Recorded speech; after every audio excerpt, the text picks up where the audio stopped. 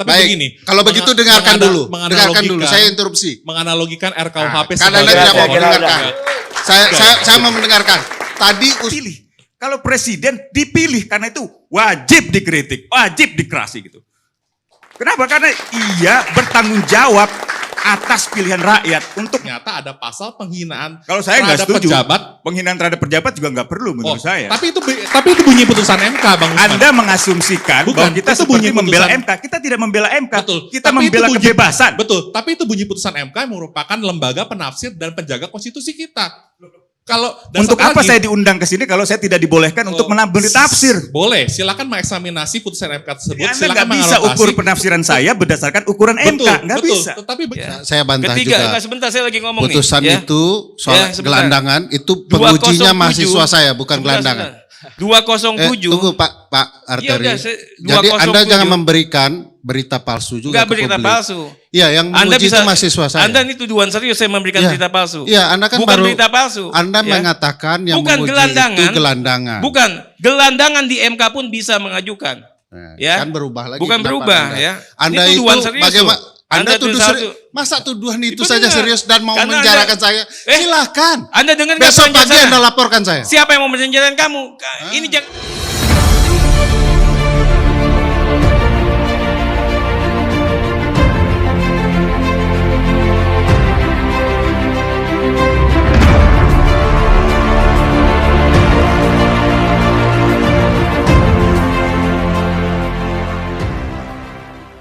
Assalamualaikum warahmatullahi wabarakatuh. Kembali berjumpa dengan saya di channel Khamsa Gantarang, sahabat sebangsa dan setanah air di mana saja Anda berada. Menarik perbincangan beberapa hari ini terkait dengan rancangan Kitab Undang-Undang Hukum Pidana, di mana pasal yang menjadi perdebatan sengit dari kalangan akademisi, praktisi, dan para mahasiswa terkait dengan pasal penghinaan terhadap presiden. Kenapa kemudian ini menjadi perdebatan sengit? Karena ini terkait dengan pemidanaan terhadap warga yang nantinya jika betul-betul kemudian terbukti melanggar norma dari pasal tersebut. Artinya bahwa kepala negara, dalam hal ini presiden, telah mempidanakan rakyatnya. Disinilah sebenarnya sehingga pasal itu menjadi perdebatan sengit.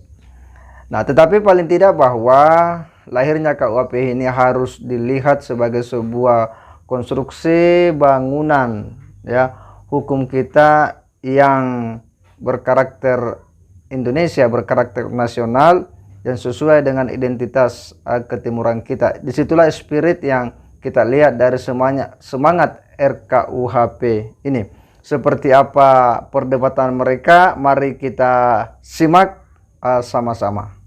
Supaya menutupi ruang-ruang demokrasi yang sebenarnya sedang bermasalah akhir-akhir ini. Oleh karena itu menurut saya presiden kebal kuping lah. Kalau tidak jadi Pak RT saja. Tidak berlebihan mungkin kalau saya sebut presiden itu adalah primus inter pares. The first among equal, artinya yang pertama dari sederajat. Itulah yang membedakan kenapa ada pasal juga penghinaan terhadap pejabat. Pasal 316 KUHP ini loh, legal reasoning yang harus ditangkap oleh seorang Bang Ferry Amsari.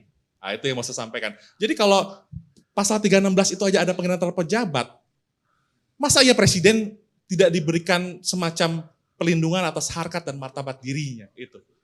Saya mau bantah, Bang.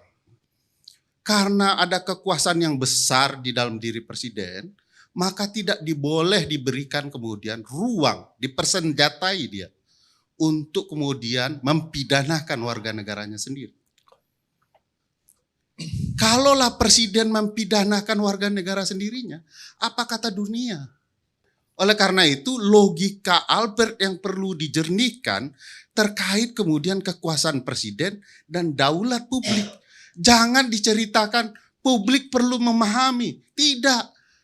Pemerintah yang harus memahami publik bahwa kami berhak mengkritik Anda kalau ketika Anda menjalankan negara penuh dengan kealpaan dan kesalahan. Logika yang disampaikan oleh Bang Ferry ini berarti mencampur adukan antara rumusan norma dengan masalah penegakan hukum. Itu yang saya tangkap tadi. Nah, tadi kenapa sih harus memang diatur perlakuan yang berbeda tadi? Karena memang gini, justru para mahasiswa, para aktivis harus bersyukur kalau ini tidak diatur sebagai delik aduan, maka konstruksinya sangat mungkin menjadi seperti praktek delik biasa yang dikhawatirkan Bang Ferry tadi. Itu logika yang menurut saya bisa dijelaskan dan diterima secara akal sehat. Sudah ada delik aduan di pasal lain terhadap setiap warga negara Indonesia, kenapa pula perlu pasal khusus presiden ini? Betul. Presiden kan juga warga negara Indonesia. Ya, Jadi tapi Bang Ferry kenapa pasti tidak bisa membantah bahwa ada kenyataan, ada pasal 316 tentang penghinaan terhadap pejabat di KUHP yang sudah diuji di MK Ya. dan dinyatakan masih konstitusional oleh itulah Mahkamah pasal-pasal Konstitusi. hasil dari Hindia Belanda itu? Oh bukan, pasal 316 itu ada di bab penghinaan Ya, yang menurut MK masih layak dipertahankan, Pasal- tapi pasal sifatnya hadzai delik aduan. artikelen. Bukan, beda. Inilah kesalahan. Jadi mohon maaf ya Bang Ferry, mungkin karena bidangnya hukum tata negara, saya dengan segala hormat bukan maksud membedakan antara hukum pidana dan hukum tata negara. Tetapi begini, pasal hadzai artikelen itu yang Bang Ferry maksud adalah pasal 154 yang ada di bab jauh sebelum pasal 310. Jadi tolong ini semacam edukasi publik juga, itu peletakan bab dan pengaturan bapaknya salah. Yang Bang Ferry sampaikan. Berbeda jauh. Jadi saya mau tegaskan malam hari ini pasal 13 itu masih ada penghinaan terhadap pejabat. Mengapa kalau penghinaan terhadap pejabat ada, penghinaan terhadap presiden tidak boleh diatur oleh perumus RKUHP? Demikian Bang Karno. Cukup. kalau pohonnya sudah beracun, tidak perlu lagi buahnya itu ditunggu. Buahnya itu sudah pasti beracun. Jadi masalah intinya di pohon. Jadi tidak perlu kemudian buahnya dihapuskan gitu ya, pohonnya tetap ditumbuhkan, nggak mungkin begitu. Bang Kedua saya mau merespon Sebenarnya poin- Bang, poin agamais dari pohonnya itu Ustadz Pak RKUHP. Lukman. Buahnya itu pasal.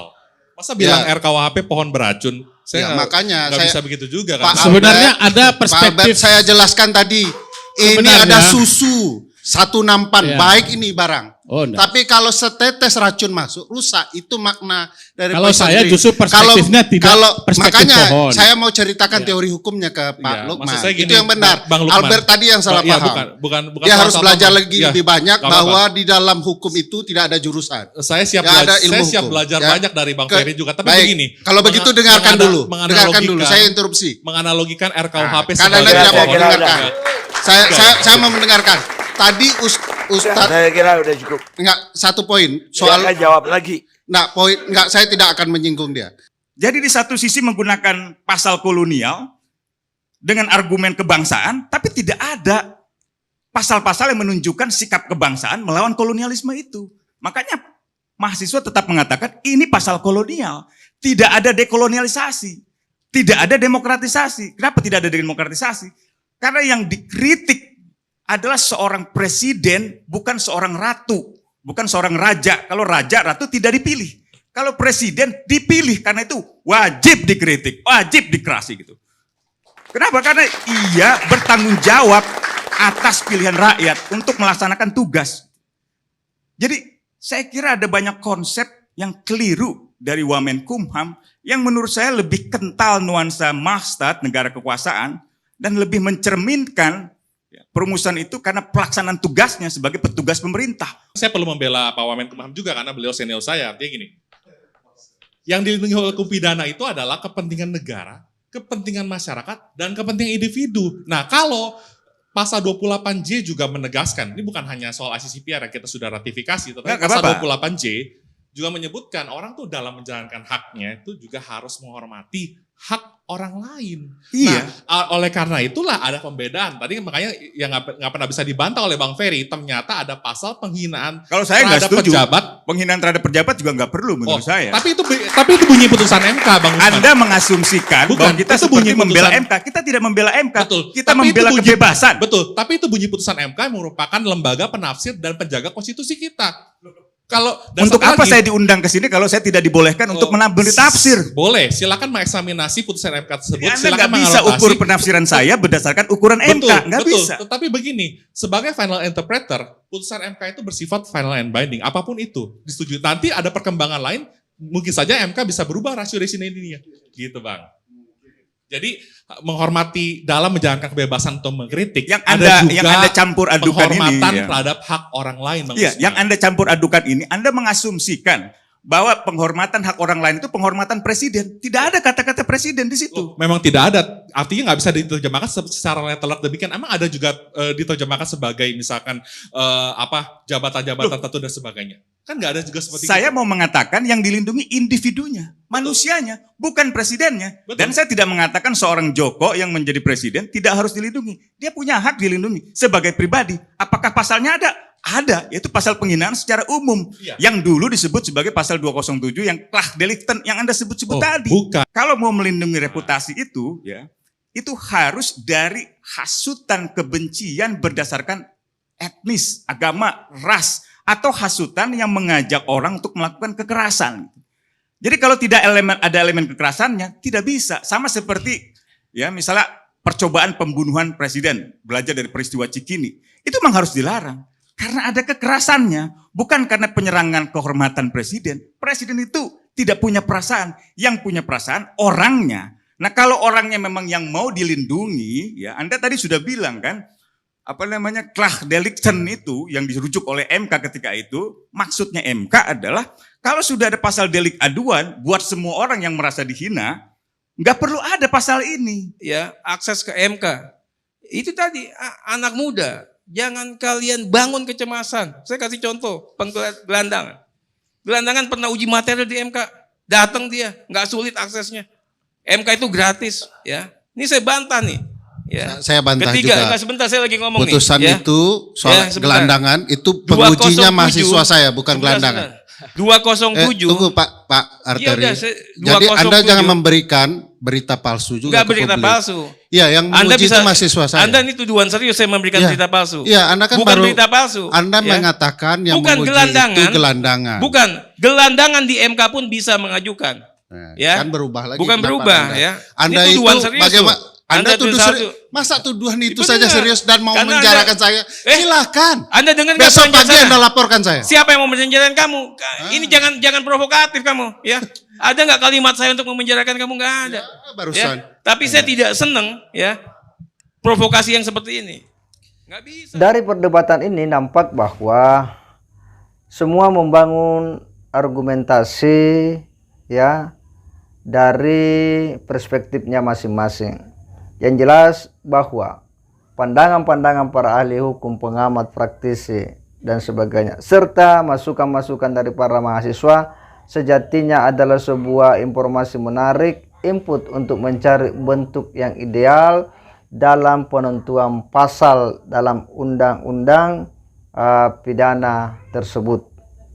Kenapa? Karena bagaimanapun juga pasal ini memang sangat seksi karena seolah-olah nanti ketika ada rakyat yang kemudian melakukan tindakan dan itu memenuhi unsur dalam pasal tersebut, maka pasti dia dipidana. Dan itu artinya bahwa ya presiden kemudian mempidana rakyatnya. Ini yang kemudian menjadi hangat diperbincangkan dari para praktisi, pengamat dan bahkan anggota DPR tersebut. Tetapi kalau saya melihat bahwa apapun yang hari ini didesain oleh para ahli hukum kita, ya tim perumus RKUHP ini adalah sebuah terobosan luar biasa yang kemudian ingin melahirkan sebuah kitab undang-undang hukum pidana nasional. Ya, setelah sekian lama kita banyak ya dipengaruhi atau menggunakan hukum-hukum yang merupakan warisan kolonial Belanda. Itu tidak bisa dipungkiri. Kitab undang-undang hukum pidana yang selama ini kita pakai itu adalah produk pemerintah Belanda tahun 1918 ya. Kemudian itulah yang sampai hari ini, dan dengan adanya RKUHP ini sebuah terobosan baru yang harus kemudian kita respon sama-sama, yang harus kita dukung sehingga ya Indonesia memiliki produk hukum sendiri yang lahir dari pikiran-pikiran, gagasan-gagasan, ide-ide putra-putri terbaik kita di bidang hukum pidana. Saya kira demikian. Wassalamualaikum warahmatullahi wabarakatuh.